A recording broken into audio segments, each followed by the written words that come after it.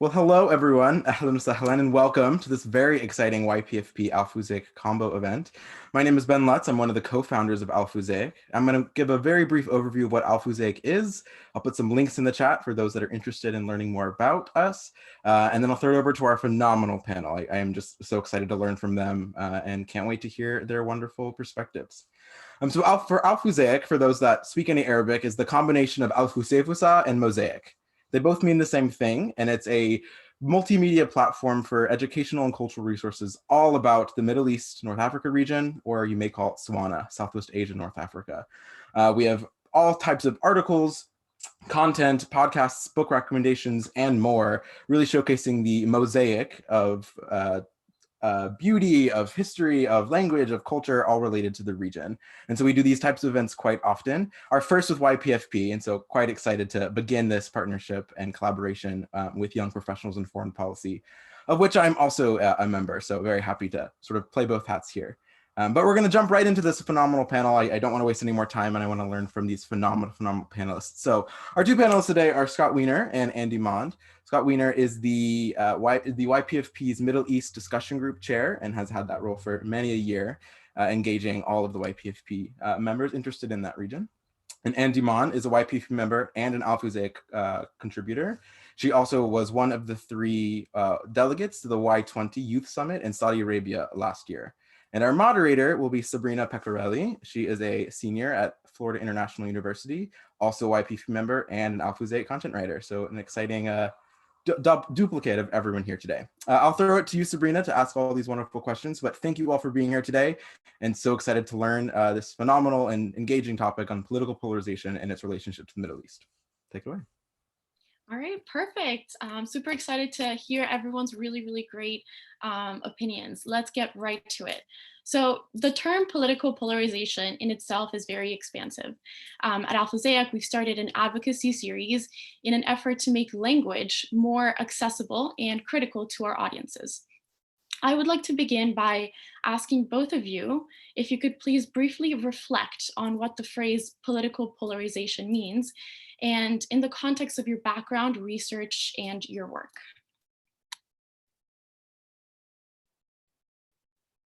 Anybody would like to start? The A's have it, so I guess I can start.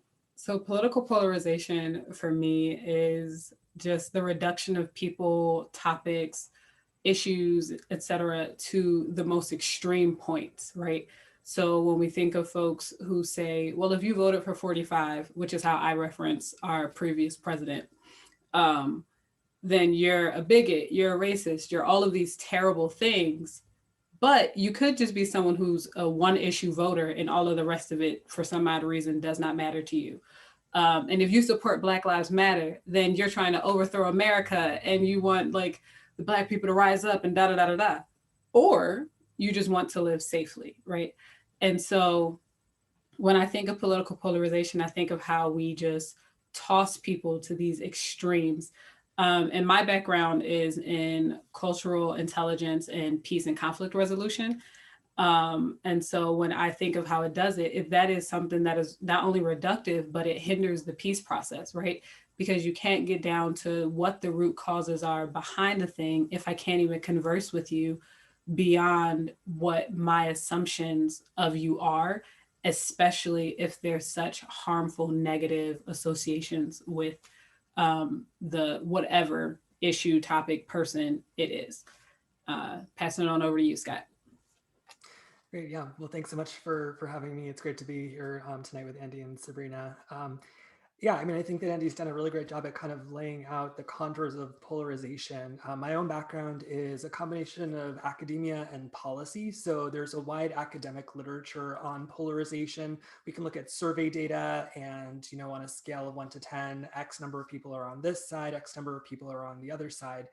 But I think in the policy sense, sometimes when we talk about polarization, there's a bit of construction going on around what it is that we consider to be polarizing or not. And so what I hope we can also kind of address in our discussion today is the fact that, you know, it's a political thing who is deciding what is or is not polarizing or a polarizing issue.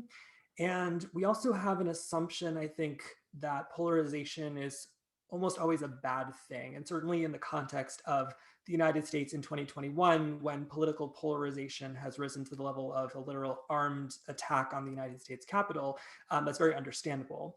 At the same time, if what we're talking about is a position that is polarizing but against the status quo, and that status quo is deeply unjust or racist or sexist, then polarization may be a necessary first step to move things forward. So I think that maybe kind of stepping back from that normative assumption can be really useful, and thinking about whether or not political issues that we discuss as polarizing on face are necessarily deeply entrenched, intractable differences, or whether or not it might be a matter of perspective in terms of whether we consider something to be contentious or polarizing or not.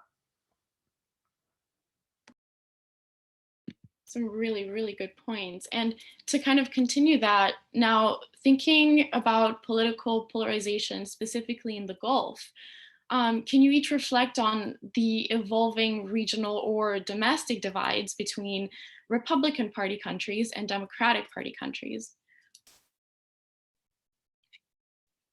Scott, you can. Sure. So the caveat I would put on this is that while it's true that there are countries that I think people in the policy sphere might consider more Democratic or more Republican, there are also a lot of areas of overlap, both generally in foreign policy and specifically in the Gulf. So there was a Pew Research poll done last month of about 2,600 people, and the number of Americans who support the United States rebuilding alliances is, I think, around 78, 79%. So some of the basic contours of the game, you see widespread agreement. Now, when you get into specific policy debates, that's not always the case, but there's a general sense from a grand strategy perspective of some level of overlap.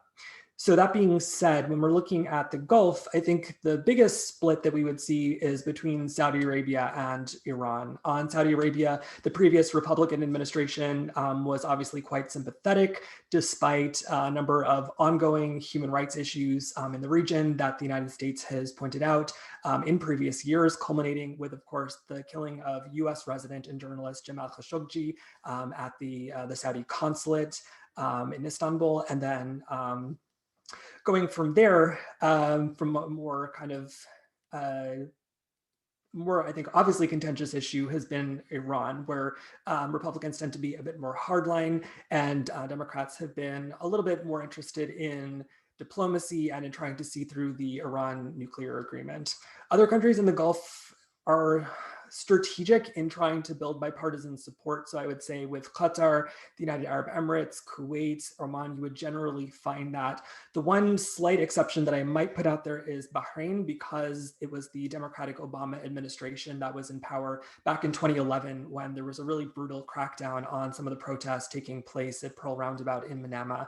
So because kind of the memory of political appointees tends to be pretty long, I'd say that you might see a little bit more reticence from Democrats to be favorable to Bahrain. And I'd also point out that a very high-ranking State Department official was declared persona non grata and kicked out of Bahrain. He is now a member of Congress from New Jersey. So these things tend to have a way of circling back. But I'd say in terms of Saudi and Iran, that's kind of the major polarization, the major cleavages that we see. Yes. My answer is a lot less policy-based and academic, and is more so kind of just anecdotal and what the lay person would know about politics and how we define it here in the States. And then kind of how we take our definitions that are very United States, Western, Americanized, and place them onto other countries.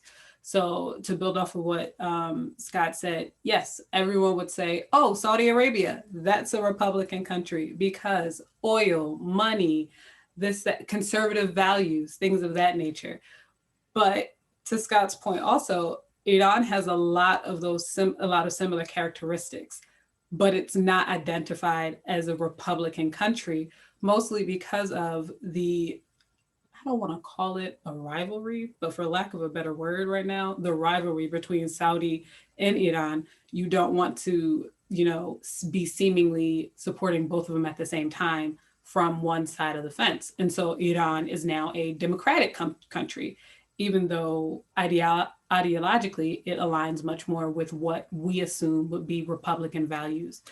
I think that to the point of this being, you know, something that is very Americanized, it does help us to engage with and to digest the information that we get coming out of the Middle East, out of North Africa, and out of just the Arabic speaking world, to the point that we sometimes forget that what they actually divide on is not what we divide on, right? So the split between Saudi and Iran, it doesn't have to do with whether or not, you know, they're Black Lives Matter or, you know, they're for LGBTQ plus rights.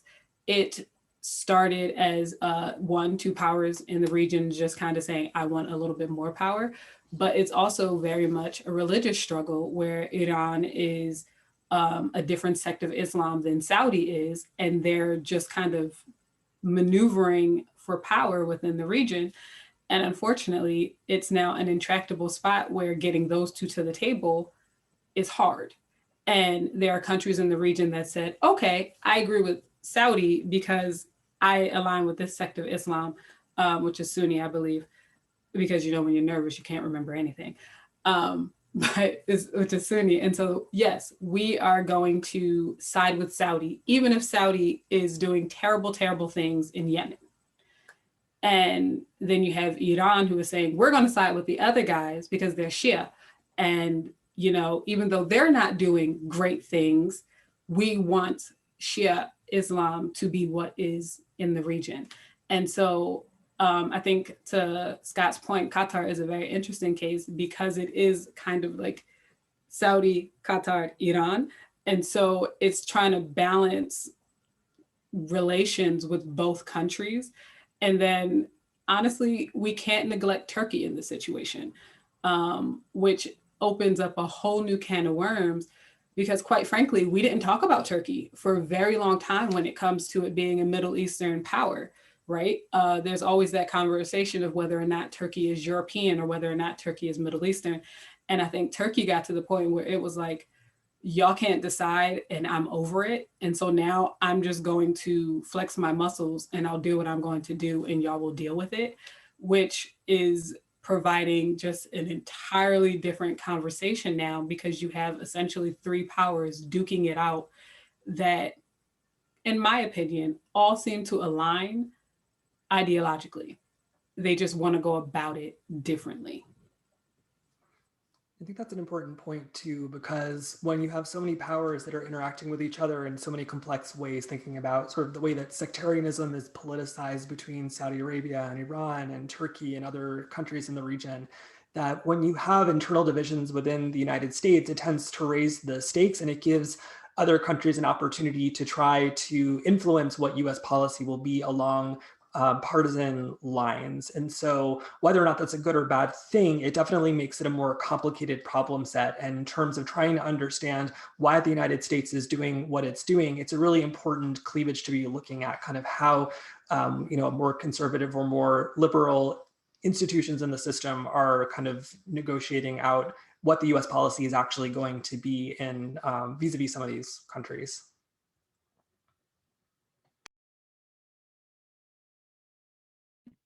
Okay.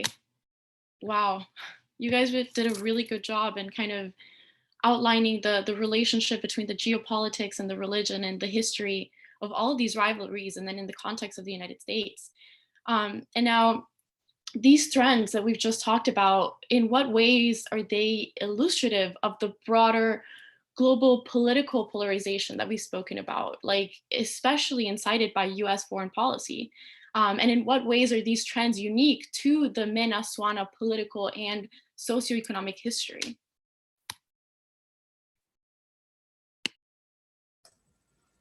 I guess we're just going to go back and forth, and that's great.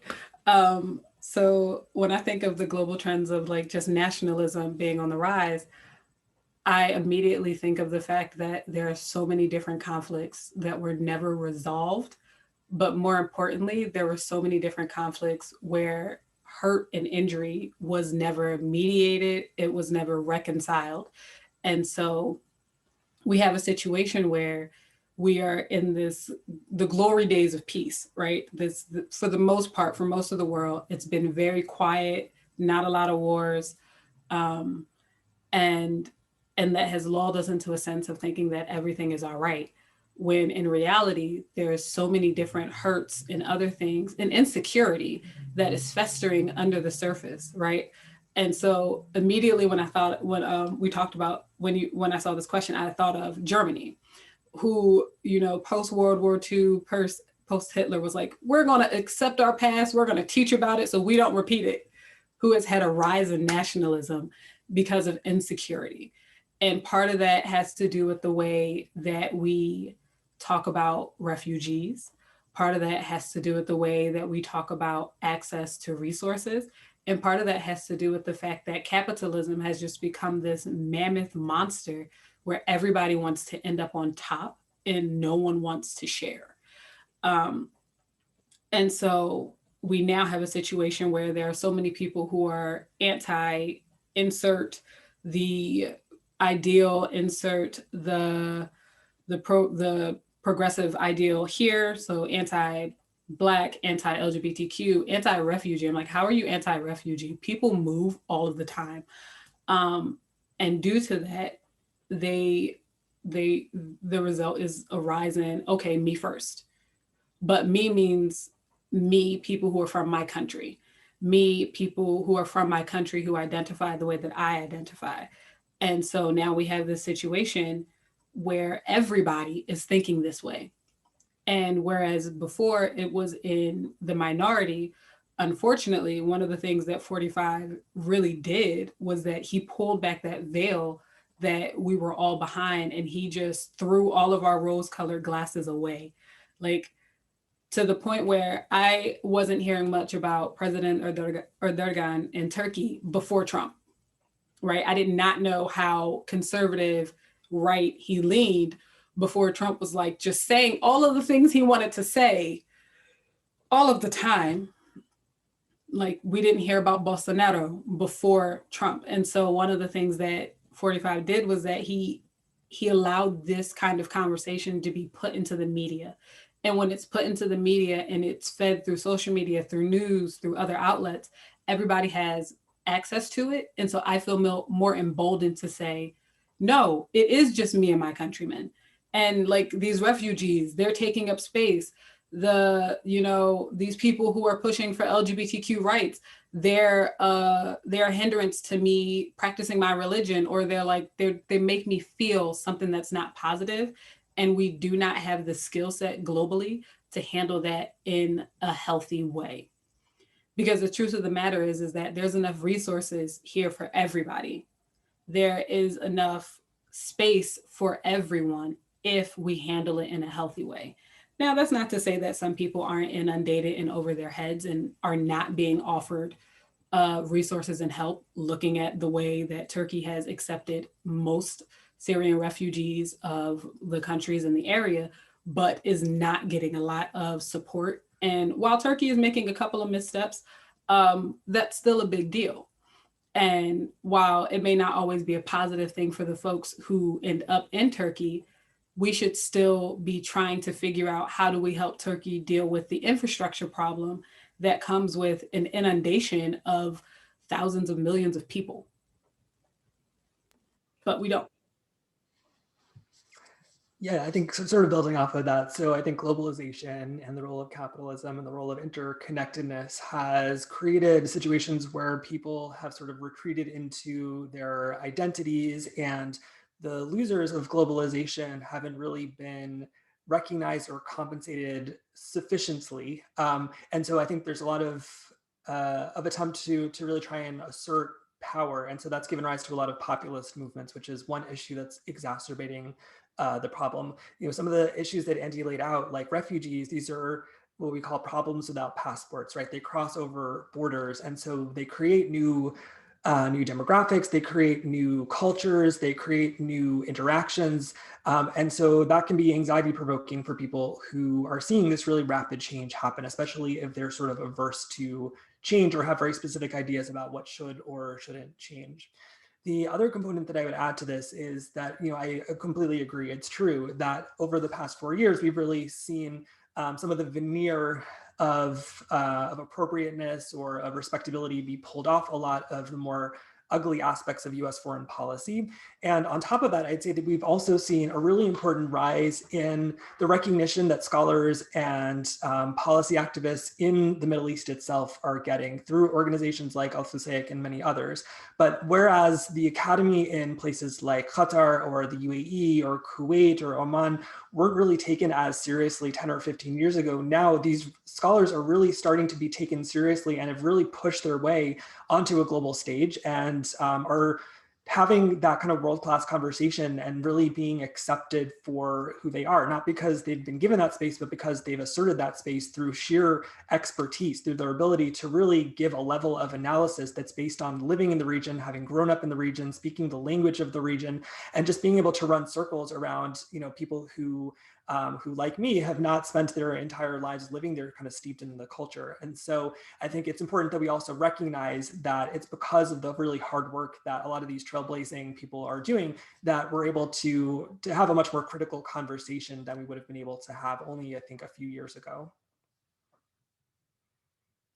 I'd have to completely agree with that. The fact that we are still seeing so many firsts from so many different ethnic and racial groups when it comes to how, we are accessing, like you said, in the academia, but also just in spaces of power. There's a whole lot of people who now have access to higher, I don't want to say job descriptions, but you just hire seats at the table. They have a seat at the table now that they wouldn't have had before. And the other part is, to your point of trailblazing, they were like, we're sick of waiting for you to set our place at the table. We will make our own. And a part of that, it's the dichotomy between healthy social media and terrible social media. The good part about social media and the internet is that I don't have to wait for you to make these spaces for me. I can make them on my own now. And because I can make them on my own, I get to choose what that content looks like. I get to choose how people engage with me and learn about my culture, or how people engage with me as I go to other countries within my region and learn about culture. And that's a really big deal. I know for me, when I think of how I became interested in the Middle East as a place, because beforehand, American, so terrible with geography, didn't know it existed. I'm going to be honest. I was in high school, so I grew and I learned. But my Arabic teacher from high school was from Morocco. And previous to high school, the only context and understanding I had of the Arab world and Middle East was post 9/11. And to say that a group of people who had never been in the news before were now always in the news for nothing positive is, I think, still a gross understatement for the way that we treated Arabs post 9/11. And then I met my teacher, and she caused me to start questioning narratives. And I think that for a lot of folks, they started questioning narratives. And then they were also like, if they're going to keep just being boldly wrong about this, I'm going to use this space to correct it. And that has helped a lot. But with that has created a lot of insecurity for folks who aren't ready for their ideal that every Arab is a terrorist to be challenged. The people that aren't ready to really acknowledge that every good thing that came out of math, that came from math, did not come from Europe.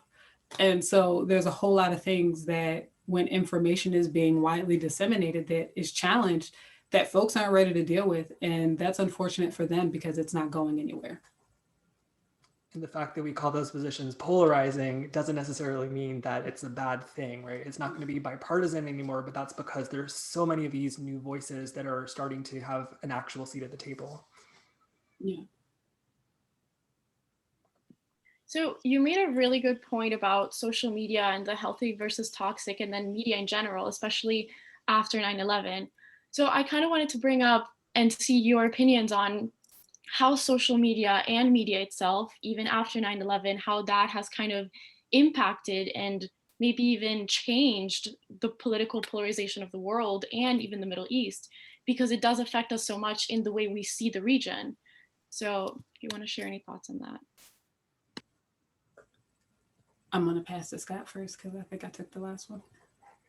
Sure. Thanks. So I mean, social media in terms of like Twitter and other media really kind of originates in 2006 and kind of begins to really matter in the Middle East, starting with, I would say, the Green Movement protests in Iran around 2009, when there was wide suspicion of voter fraud, voter crackdowns. This is where we start to see, viral videos coming out with the shooting death of Neda Sultan, for example, which was one of the first like political viral videos. And during the Arab Spring in 2011, people in Washington and around the world were kind of experiencing what was happening in Tahrir Square in real time, even though they weren't there specifically. And so that changed the way from an international perspective people experienced politics in the Middle East. And it also, I think, did help to level the playing field a bit because so many voices on the ground in the Middle East who had been there for a very long time suddenly were able to push their way into having this kind of international audience. In terms of how it's impacting politics today, social media is something that governments are now aware of and that they've been able to respond to more effectively. We've seen this sort of authoritarian upgrading, as it's called. So governments are a bit smarter about how they use social media. And so we've seen the use of bots, for example, especially by Saudi Arabia.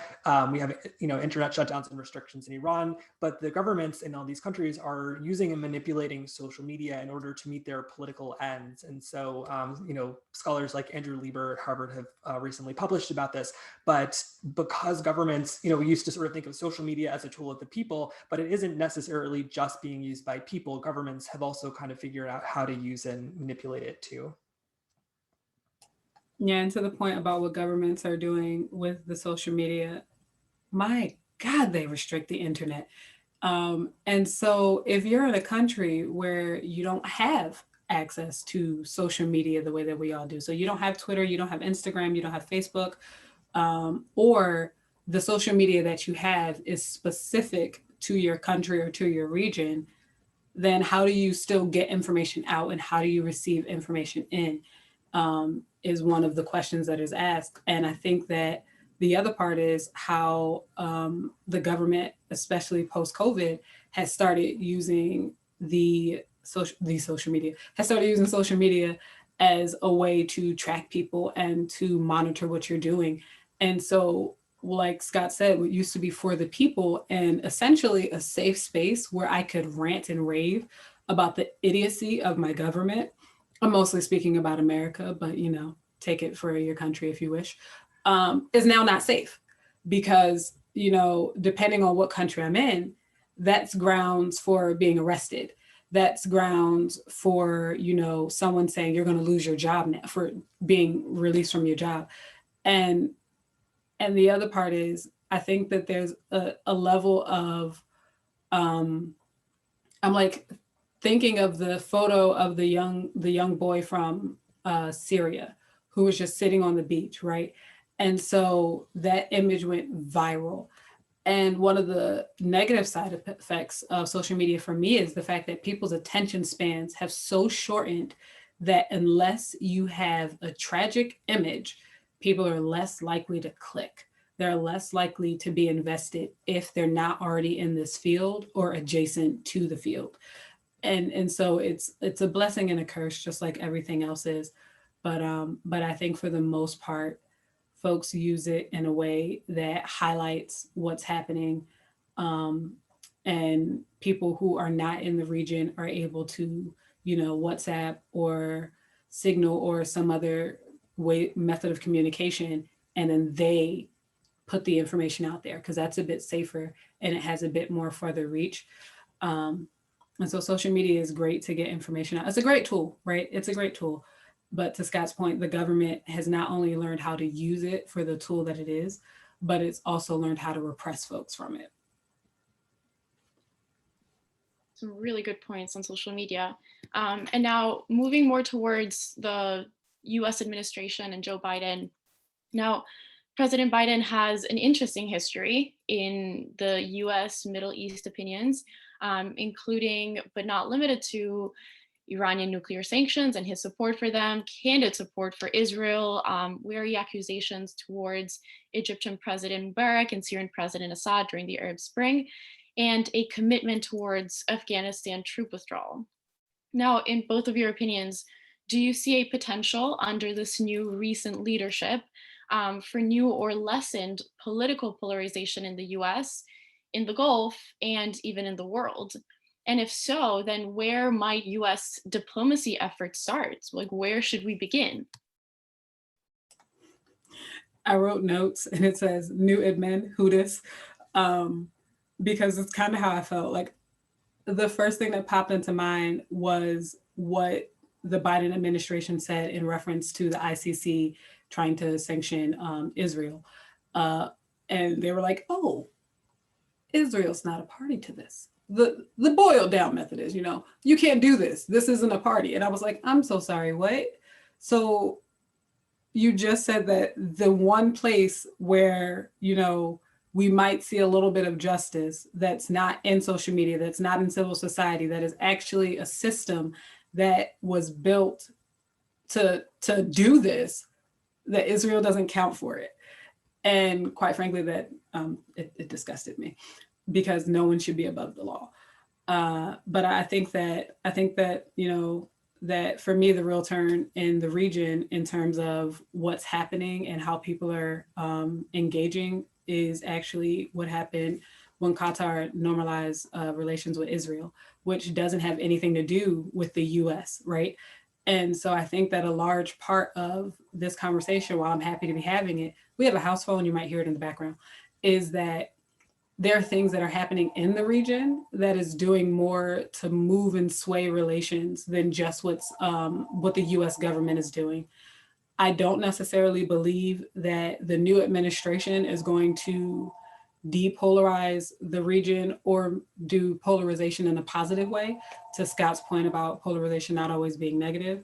But I am also not very I'm not optimistic when it comes to how the American government is run in general. So the idea that, what we're going to be able to do abroad, because we're still polarized at home, right? And like Republicans have lost their ever-loving mind, personally, some of them. And so because of that,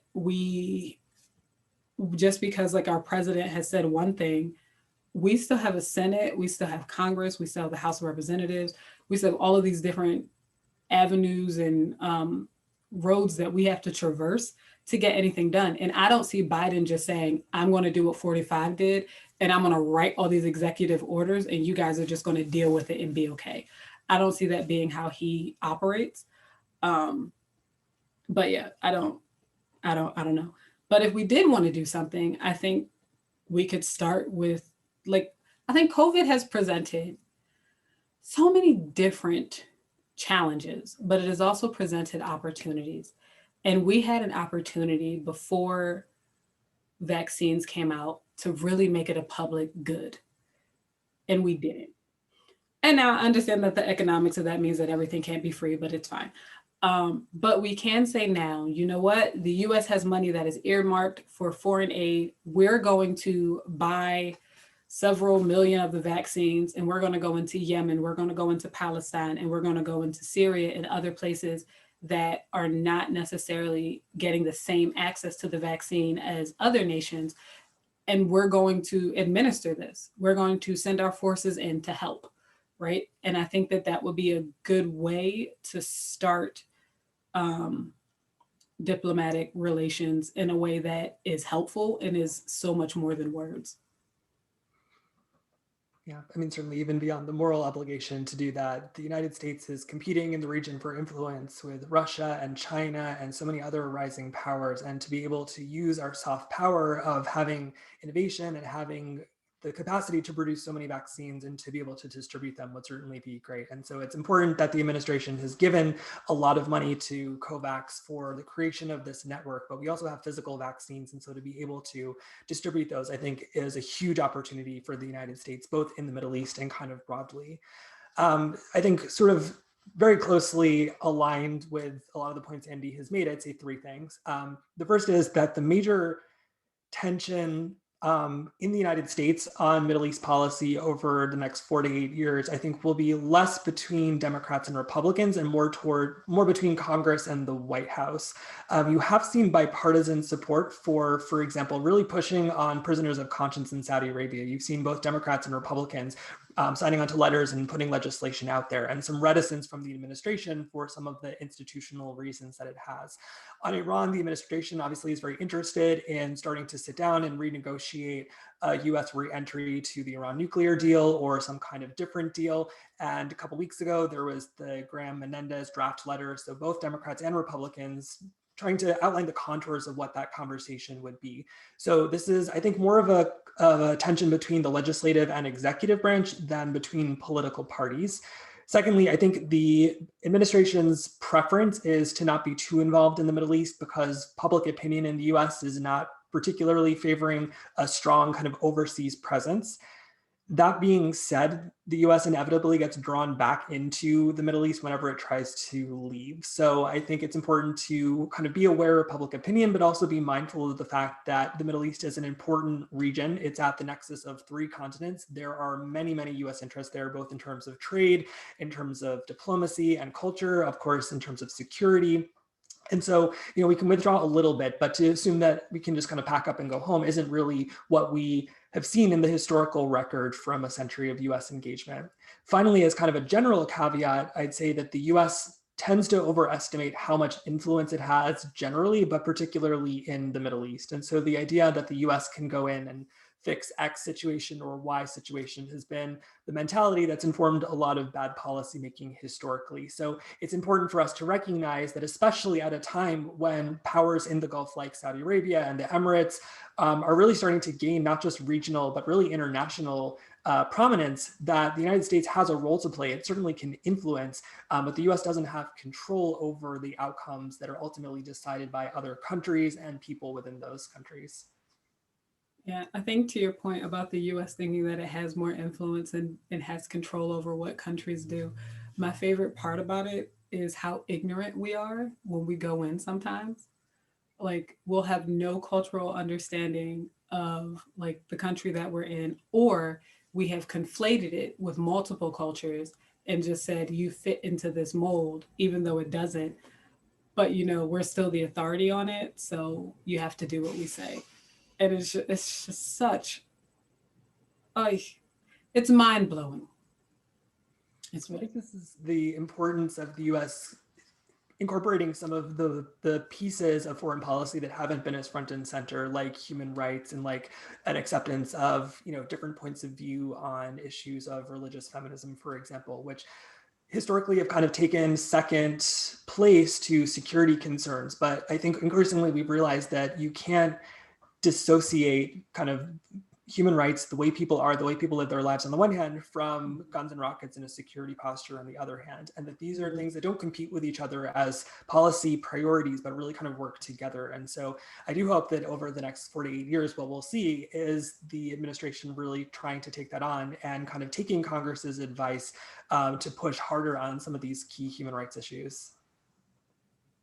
I agree with that. Okay, do we have time for one more question before question and answers? It is 7:11. What do you guys? I can ask one last quick concluding question. So now that we've kind of looked at polarization in different aspects and in different countries and in different administrations, kind of the big picture umbrella, is it getting better or worse in the Gulf states and with different administrations? Are we better off now with Biden than we were with Trump, than we were with Obama? How is it kind of evolving over time, and how is it going to be in the future? I don't think we can answer that question about Biden just yet. Like, we're still very much in the infancy of his administration. And while, yes, he's making moves, we don't know what those ripple effects are going to be yet, right? We can do projections and we can say this is what we think might happen. But if COVID has taught me anything, it's that we don't know what the world will do, right? I remember reading this book called The Age of Walls, and it was talking about just the way that we are trying to protect our borders and things of that nature. And it was written in 2015, and a lot of the things that they thought was going to come to pass, or that the author believed was going to come to pass, didn't, because no one foresaw a global pandemic. And so because of that, I'm very hesitant to say that, yes, I can project this and that when it comes to what relations are going to look like, when it comes to how people are going to change and sway and what it'll look like in 4 years. But I do think that the US will be lean a bit more on soft power, I hope, than on, oh, we have military bases everywhere, and so we'll just go in and solve it that way. There are a lot more civil society organizations that are geared towards putting women of color, putting women, putting people who are experts in the area, not because they just went to school for it, but because Scott and I, we love it. This is some place that we may not be from, but that we love. And so we treat it with the respect that it deserves. And so having spaces and opportunities for folks like us and others to now infiltrate into these standard systems and places, that's going to change the way that business operates. And I think that can only be a positive thing. In the region, I'm very interested to see what Turkey does next. And I think that will definitely, for me, it'll let me know what's happening. Because, we focus on Iran, we focus on Saudi, and we talk about Turkey kind of casually, but Turkey has implications on everybody. I watch a lot of Turkish dramas, and so, when you're looking to watch them with Arabic dubs, because I'm also learning Arabic, they're not available in Masri. There are some Turkish shows that are not available in Masri because Egypt is like, no, this show is trying to reestablish the Ottoman Empire, and we're not down for that. And so they don't even broadcast it. And so what it's going to look like in the region, I think, honestly, at this point, Turkey is a wild card for me. And I think that it's going to change. I pray that it gets better because I would really like Yemen to be able to restore itself. I would like Syria to be able to restore itself. But I pass it to Scott. Yeah, I mean, I think predicting in the Middle East is generally not a smart idea. I think what the administration in the US would like to do is to try and stay the course, to try to tamp down some of the polarization. You've seen a lot of rhetoric about lowering the temperature, and so far that does generally seem to be the case. In the region, I think COVID has exposed a lot of the inequalities and a lot of the social cleavages that exist between expatriates and citizens, between people who are higher and lower class, people who come from different backgrounds. And so that's a level of polarization that's always existed, but just like in the American context, it's really brought it to the surface. Now, that being said, Andy was talking about Turkish dramas. I was looking during last Ramadan at some of the Saudi dramas, the Saudi Ramadan serials, and they've addressed some of these issues in a really surprisingly head-on way. There are, shows like Harun that talk about the Jewish community in the Gulf during the creation of the State of Israel and what that was like. There are actors who've gotten into hot water because their character engaged in discussions of rights for the LGBTI community. So at the same time that there are these divisions, you're also really seeing these unprecedented shifts culturally in, not just media being willing to take on these issues, but people in the region being willing to take them on as well. And so looking at some of the demographic shifts in the region, at some of the conversations that younger people are having, then I am optimistic, although I won't predict, but I have some level of optimism that a lot of these inequalities and these divisions will eventually be mediated. And one example I'd give is the Abolish 153 campaign in Kuwait, which is designed to push on this amendment or this part of the Kuwaiti constitution that basically gives a lighter sentence to people who kill women on the basis of family honor. And so it's just a different punishment. And it's taken many, many years to make progress, but that progress has actually occurred. And it really has been bottom up. It's been Kuwaiti women working tirelessly for many, many years to try and make this happen. And so I think as we see the role of, all of the things we've talked about tonight really kind of ramp up, then hopefully we'll be able to play a positive role as the United States in helping to give a lot of these organizations and these people the tools that they need to overcome some of the polarization and move in the direction of having stronger, healthier societies. Okay, well, that was incredible. And we already have our first question.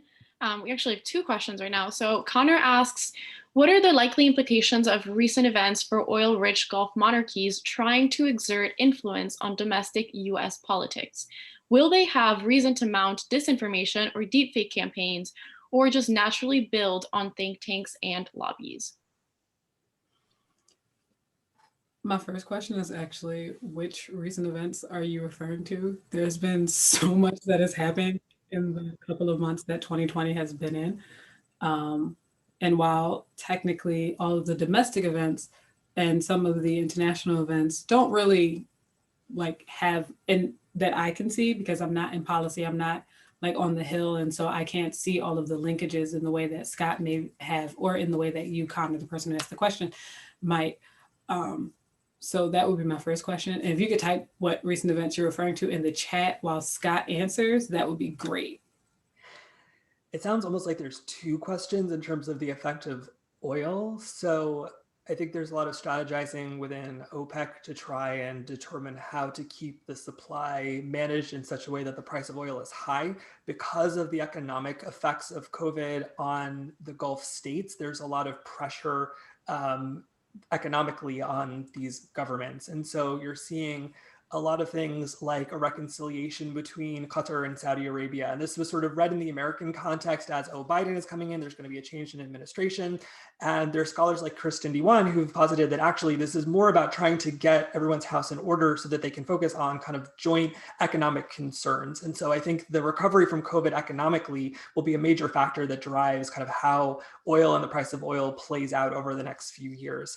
In terms of disinformation campaigns and influence, obviously this is deeply enmeshed within the Washington foreign policy establishment, although it's not really a secret. And it seems like this is something that states will continue to do. Deepfake technology kind of is where it is. So I don't know if things would necessarily go that far, but in terms of trying to shape public opinion and trying to shape the narrative, rewrite history, I would say that a lot of these countries are doing this through American think tanks, through American universities and American public relations companies. And so, the fact that this is happening in a society where we can have these discussions kind of openly is, I think, the best way of dealing with it, right? We say sunlight is the best disinfectant. So asking some of these questions and being open with this, understanding, which organizations are getting money from where, and which are willing to be honest about that and say, yes, we get funding from here. Here is how we deal with it. Here's reporting that's been critical of that country that we've published or not. And letting people judge is a conversation that we still can have here. So while there are attempts to influence, there's no guarantee that those influences will necessarily be effective. And so I think it falls to us as critical consumers to kind of ask some of those questions and see whether or not we're convinced by the answers.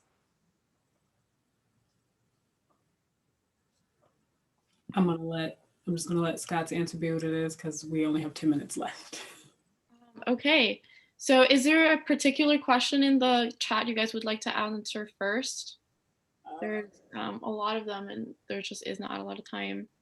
I was particularly interested by Alex's question about the Kurdish community. So he asks, do you believe the Biden administration will work to re-engage with the Kurdish community? And if so, to what degree? They have been longstanding partners in the region and seem to enjoy strong bipartisan support, but suffered from the myopic diplomacy of 45. That was a great question. This is another instance where, see, it's very interesting, right? Because like Scott said earlier, Biden said he's trying to kind of pull out of the region, but also to Scott's point, whenever we try to pull out, it's like we're drawn deeper in.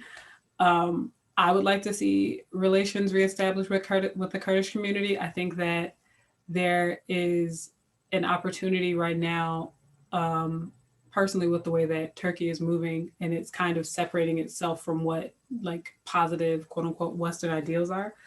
And so if I was one of the people who were like in charge of the Kurdish government or just Kurdish movements in general, I would say, well, we would sign on to the women's agreement and we'd be there for it and just try to kind of slide in that way because we do have a different president. And the other part is that this is Obama's vice president, right? And so a lot of people kind of feel like they know him a little bit and they know what he stands for. because he was with Obama for those 8 years. And like, you can't be my vice president, but differ from me ideologically. And this is not to point out that his very storied career is quite checkered when it comes to politics. But I do believe that due to the sense of familiarity, there might be a chance to reestablish those connections. And with the recent behavior of Turkey and other countries that have Kurdish populations, there might even be a spot where you can, like, for lack of a better phrase, slide into the US's DMs. And I want to pass it to Scott. Sure, I'll try to follow up on that. And I think this ties into Monica's question as well, a little bit about the partition of Iraq in this case. So yeah, so the US kind of drawback from Syria really ended up hurting the Kurds, but there is bipartisan support for both Democrats and Republicans for some level of Kurdish autonomy. And I think there's a lot of support within Congress for that.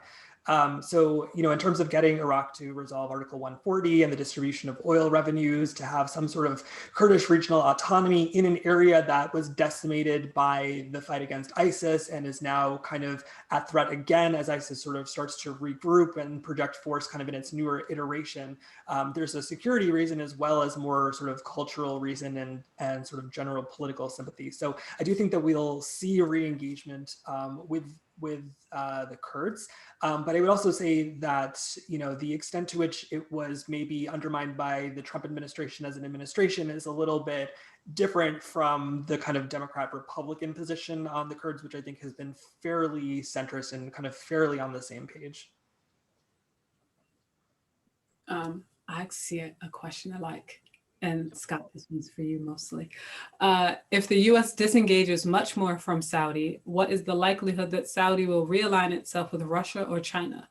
I feel like this is the go-to excuse for not changing our relationship with Saudi despite the multitude of issues. So the United States has a relationship with Saudi Arabia that dates back to World War II and the famous meeting between Ibn Saud and FDR on a US ship. And so, to the extent that countries in the regions try to kind of play global powers off of each other, then, there is always going to be that threat. And we see that even from, countries like Israel, where there's a very, very strong US alliance. At the end of the day, the United States has a strong presence in the region, projects force in the region, can offer security guarantees in the region. And, our record on human rights in the region is not without several very serious problems. But if you compare it to, other alternatives, I think it really kind of is night and day, right? If you look at the way that Russia completely threw any regard for human rights out the window in Syria, right? I mean, you can see that and compare that to the United States kind of at least nominally caring about human rights. And I think it really presents a very clear choice in terms of, who you want to be going to at an hour of need. So, I think we often kind of see this back and forth with countries in the region playing these global powers off each other. But at the end of the day, I think the United States can be fairly confident that it will continue to enjoy a lot of these strong alliances. Okay, and since you guys just touched up upon Saudi Arabia, Hunter's question goes, how do you think that the Biden administration will react to Congress's focus on Saudi Arabia? On one hand, human rights concerns, but on the other hand, disrupting relations might halt the progress of the Abraham Accords. Any insight? I'm so sorry. I'm currently responding to a question in the chat. This is Hunter's question.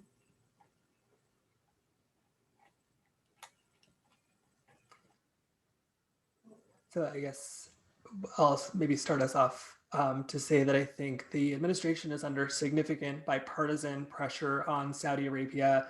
You just saw the release of the new Khashoggi visa bans that gives the State Department the authority to sanction people who are targeting dissidents abroad. And so this is like very clearly designed in response to the killing of Jamal Khashoggi. So to say that nothing will change seems really unlikely, but at the same time, there's a very strong status quo bias. And there's, I think, a lot of pressure on Saudi Arabia as a government to kind of alter some of its policies so that the US isn't kind of put into that position. And so there's a lot of different actors that are kind of playing into this. So I wouldn't expect to see no change. But again, the United States and Saudi Arabia have a very long-standing relationship. To expect any kind of like really massive, significant changes, especially at a time when there's so much pressure on the United States to secure its Gulf allies, to renegotiate entrance into the Iran nuclear agreement, rocking the boat too much has a lot of risks as well. Yes.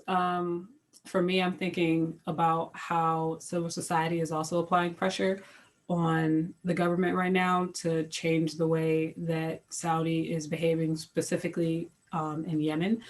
And so I think that it's going to be a situational thing where the US government is saying to Saudi, we would really like it if we could change some of these things. And it'll be closed door conversations where, to Scott's point, you won't see a rocking of the boat because that would kind of signal that we don't have a handle on what's happening in the Gulf and create an opportunity for China and Russia to swoop in, to Kubra's point. And we don't want that. As much as we would like for Saudi not to be doing a lot of the activities that it is doing, we also are much more concerned with what Russia and China are doing. And in my personal opinion, I think that that is a detriment, and has allowed for a lot of human rights abuses and just other atrocities to happen in various areas of the world. But the other part is that if I was a policymaker, I could totally understand why, to Scott's point, I don't want to rock the boat. I don't want to even allow for Russia or China to think that they could have a slice of an inch of an in into this area. What phenomenal, phenomenal points. Thank you all so much. We're going to end here. I'm sorry for scaring you all. I just came back on. I know there's so many more questions in the chat, and we will get to them in a future opportunity. I will also say, if you want to write or take ownership on answering some of these wonderful questions, join the Alfuzaic team. I'll re-put the link to Alfuzaic in the chat right now for those that are interested. And for those that may have joined on late, I will just give a very brief recap of what Alfuzaic is, and then we'll end. But again, thank you so much, Scott and Andy, for your incredible insights, and for Sabrina for moderating such a wonderful discussion. Again, Alfuzaic is a multimedia platform for educational and cultural resources about the Middle East, North Africa region, and we'd love to have your insights and inputs there as well. We'll end here. Thank you all so much for being here. Looking forward to another exciting Alfuzaic YPFP joint event. Have a wonderful rest of your evenings all. Thank you so much.